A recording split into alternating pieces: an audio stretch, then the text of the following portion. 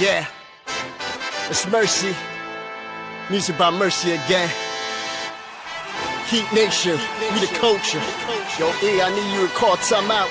Need Brady to set the floor plan. Tropical blanket, open for the shot. Yo, Greg, set the pit. Still 5 on the floor, still ride for my dog. Still battle on the court, still survive in the war. Keep your eye on the ball, or get burned from the keep this mic off the wall without turning the cheek. From night to day, no sleeping paths or allowed to morning. The love to sleep in us, never catch us snoring. Live from Miami, report in the heat with 5 Reasons Sports from the courts to the streets. Yeah, Wake County, Heat Nation, we still proudly.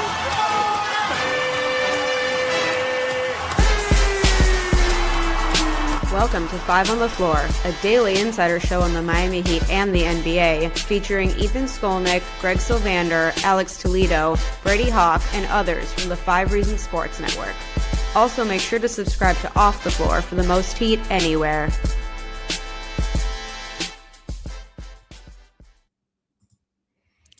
Welcome back to 5 on the Floor Live. I'm your host, Greg Sylvander. Tonight's floor plan with me, Major Passons. We're going to dissect a Heat rout. They responded to the loss at home to Chicago in this 3-game play-in flashback scenario. They get the victory 134-91. We're going to touch on all the high points of that. Before we do, want to shout out Off the Floor. That's our Discord server, $2.99 a month. Show support. Hop in there and consolidate all the social media channels that you scroll through to talk about or find out about the Miami Heat. Just do it all on Off the Floor. Discord, $2.99 a month. The link is in the description of this episode. We made it easy. Check it out. If you don't like it, you could cancel, but you're going to want to be there, especially this week because it's trade deadline time. Also, make sure you're taking BAM's overs on Prize Picks. That's take more on every BAM stat lately. That's on Prize Picks. Use the code 5, F-I-V-E. That gets you $50 instantly when you play your first $5. It is the official daily fantasy sponsor of 5 Reasons Sports Network and 5 on the Floor. So use that code 5. It helps us stay in biz and keep the lights on. Code 5. Get that $50 instantly when you play your first 5. PrizePicks.com. Legal in most states and probably where you're listening from. All right, we're going to dive into this game because the Heat responded and it was all good. And there's a couple takeaways I want to talk about. But we're going to start off with the comment here. Comes in from Jose on YouTube. For our podcast audio only listeners, when we go live, we take comments. Norman Powell was named an all-star before the game tonight. And Jose is very happy for him, and we are as well. So wanted to start there before we even talk about the game. Norm Powell is having a great season. I know that lately he has been a little more uneven in his play than he was early on when he was just, awesome every night. I think some of that's attributed to him playing hurt and trying to gut it out, and it's probably good that he's sitting out a few games for personal reasons, which I won't go into, but congrats to him.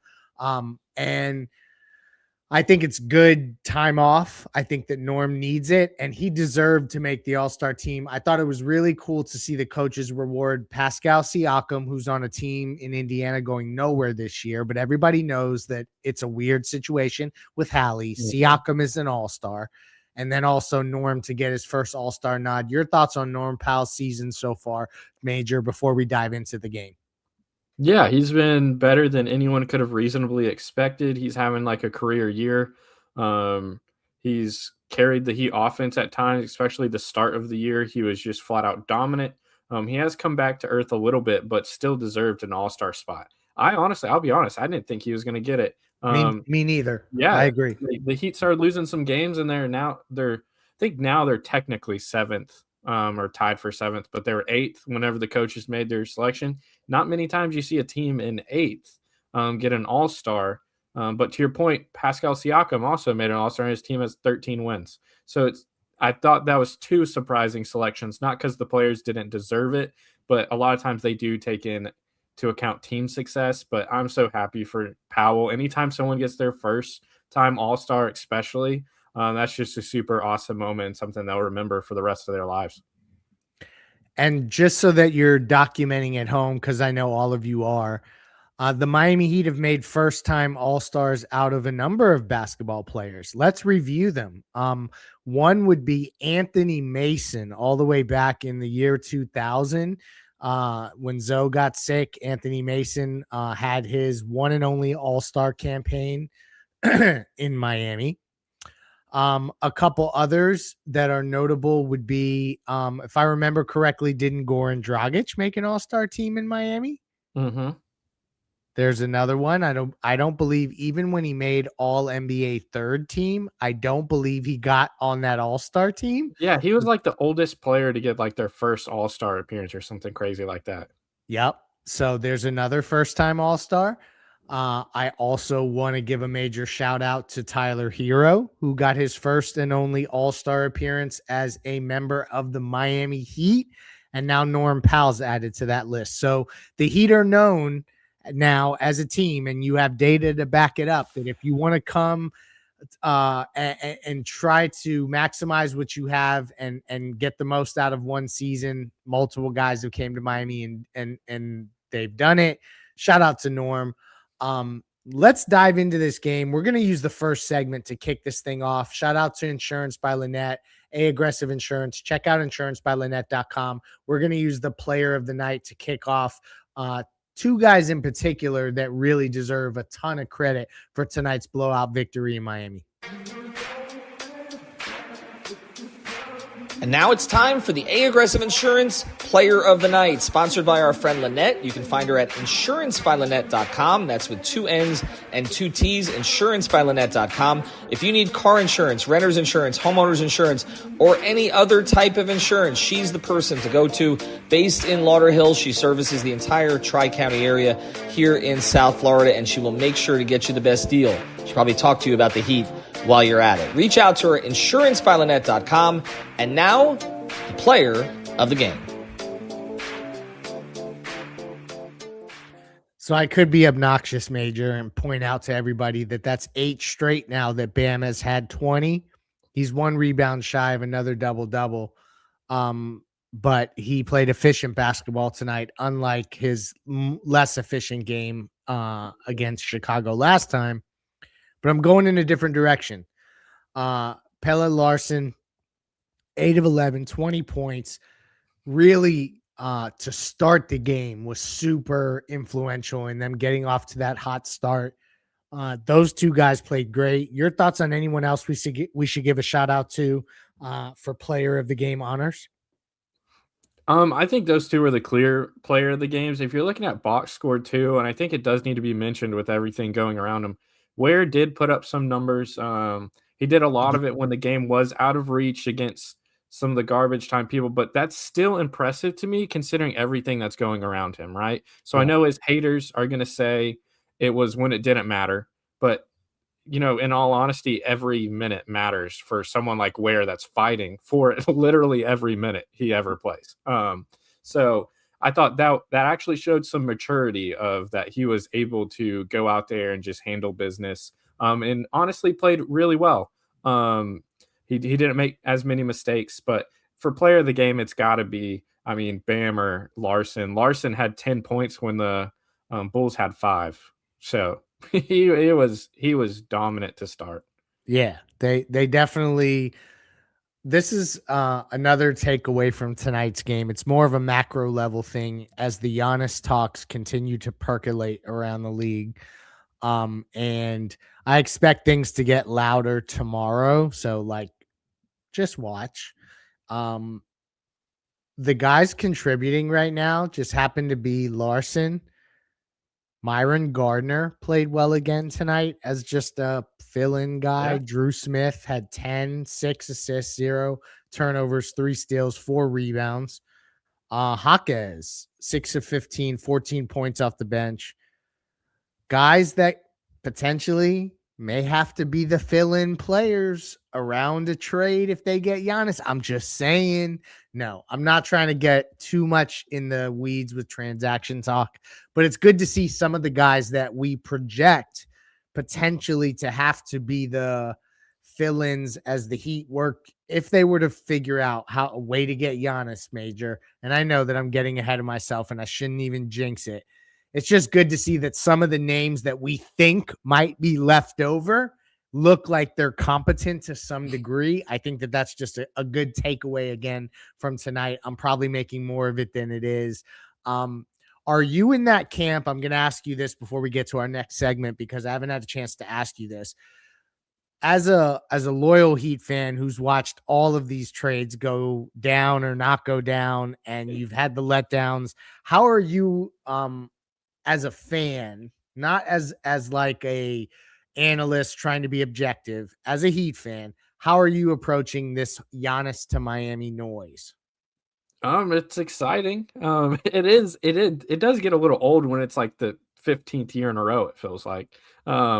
It does get a little bit harder to be like, oh, but this one feels like more noise than ever. It feels like if it is going to happen, it's going to happen at the trade deadline or this offseason. If it doesn't happen either of those times, I don't care what else is said, it's never going to happen.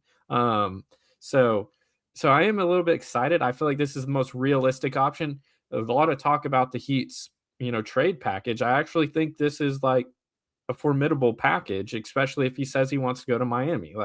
I think no one can really argue that. I think there's a bunch of bull crap out there about some other trade packages. Like, don't get me started on how the Warriors are actually seen like a great trade package. Like, that's just bull crap. But I think it's exciting. I think anytime your team that you root for primarily is in the talks to get a star, it's just a lot of fun, if anything. Even if you know it's a long shot, it's still fun to just get excited. That's what sports and being a fan is all about. Getting excited, having some fun, escape a little bit of the reality. And, nothing does that like arguably a top 3 player saying he might want to come to your team. Very true. I think that is wise words that the crowd needs to hear. We played Chicago 3 nights in a row, so I apologize to anyone who's like, why are they talking transactions when this is a post-game show? We've now done this 3 times in a row, and I'm happy to move on to Atlanta.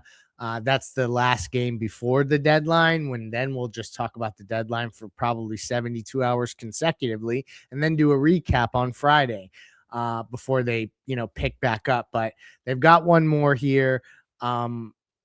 Bam, Pele, they looked good. I thought that Chicago is just a team. I don't know what the hell they're doing there. Yeah. The game the Heat had to win. A lot of the key stats like rebounding, they out-rebounded them. They kept the turnovers down. They forced 18 of Chicago. So all the good things happened. Davion came back. It's a feel-good night, but I don't want to weigh too much into all of this because it is the Chicago Bulls and they have played them 3 times in a row. We're going to call out a couple of our favorite plays and then wrap a little bit early tonight as everybody is just basically over talking about Heat Bulls and we're ready to move on to trade deadline chatter. But let's use the last segment from Mobile C Arm Staffing to shout out a couple great plays. I have a couple I want to shout out, and then we'll get up out of here. Let's get to the segment. And now it's time for the X-Ray of the Play of the Day, brought to us by our friends over at Mobile C-Arm and Staffing Services. Nelson and his team will bring the X-ray equipment and the staffing to you. If you work in a hospital or a medical office, get a consultation today at c-armandstaffing.com or give them a call at 561-891-9620. Their fleet of trucks at your service. Again, it's Mobile C-Arm and Staffing Services, 561-891-9620. And now, the X-Ray of the Play of the Day. So I have 2 that come to mind, and then Major, the floor is yours if you have any others you want to call out, and then we'll kind of wrap it up today. Appreciate everybody who's tuning into the live show. We'll have you covered for all subsequent Heat games leading up to the deadline and all the content in between. Emergency pods are ready. We are ready to go if anything pops off. But a couple things tonight that I thought were fun. One was the late lob up to where he was like, It looked like 7 feet. The top of his hand was 7 feet above the rim as he caught the alley-oop. Was it Larson that threw it to him? Who the hell threw him the ball? I don't remember who threw it. I Maybe know it was what you're talking Jonas. about. Let's see if the commenters can remember who it was who threw that. So that was fun. And then also Bam had a couple plays where he got offensive rebounds, repositioned himself, and just went up and yoked on heads. And I want to see more of that. I think sometimes he underestimates that he's actually bigger than a lot of guys he's up against. There's a lot of times where he's not the bigger dude. That is the majority. But in any moment where he is equal to or greater than the size of the person on him, I want to see him lower them shoulders, go up strong and dunk with 2 hands. He did that late and should have had a foul called. They didn't call the foul on that play, but it was just representative of Bam, who now is 20 points in 8 straight games, back to his old self. It shows him being aggressive. And then where I'm shouting him out to just up his trade value because we all know I have that kind of influence. And that was just an amazing alley-oop dunk. And it just shows what a transcendent prospect he could be. He is basically the next best thing besides Wemby, right, Major? You got anything to add to that? He is the Wemby stopper. He gets up to play Wemby. That part's true. I think Cass had a lot of great assists. He kind of showed his passing potential. And I do want to shout out Vlad Golden getting his first 2 buckets points. And that was a pretty decent dunk as well, through the lane. Ferocious dunk. So anytime someone gets their first points of their NBA career, similar, like I just said, like someone that gets their first All-Star nod, they're going to remember that. The first points, you're going to remember that too. That's a very special thing that most people in this basketball world don't get to experience. And I might have missed it, Greg, but I don't think you scored any points in the NBA, and I didn't either. So pretty impressive. And no one in the comment section did either. So as they make jokes about Bam's field goal percentage or Vlad Golden and what he is as a player, as all of these new school heads out there say, he's trash. I would go out in your driveway, take a jump shot, videotape it, put it on social media, and we'll compare it to these professionals. And maybe you will stop fixating on their field goal percentages and if they're good or not, because they're better than you are at basketball. Shout out to Vlad Golden for his first bucket. Shout out to Norm Powell for his first All-Star nod. Bam Adebayo is out of his slump. I am Sunshine pumping to end the episode, but we're out of here. Major, thank you for your time. Shout out to our sponsors. Good night.